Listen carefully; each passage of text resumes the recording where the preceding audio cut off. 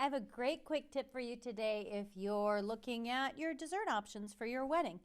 Often I hear people say that maybe if they're on a budget, they just want to get a regular wedding cake because they think that a dessert buffet could be so much more money. Some of the great things to think about is if you're having a dessert buffet, which I love to have at our weddings.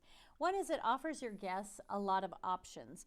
So we've heard people say that they'll just have different flavors for each tier, but sometimes I hear guests, maybe they want chocolate. Now they're out of chocolate, so they don't have that option, so they kind of grumble about that.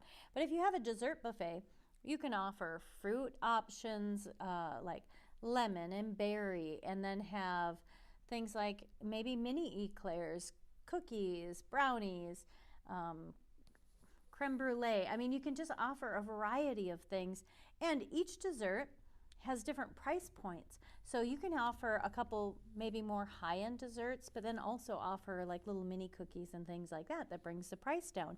And very often, actually for all of our weddings, we've never had a time that the dessert buffet wasn't the same price or less as an actual full-size cake. And then you get this beautiful display of all these desserts as well. So if you're considering whether you should have a traditional cake or a dessert buffet, price it out, and you'll find out that you may just be able to afford the dessert buffet and have this beautiful decor and provide your guests with a lot of options that they'll like. Happy planning, everyone.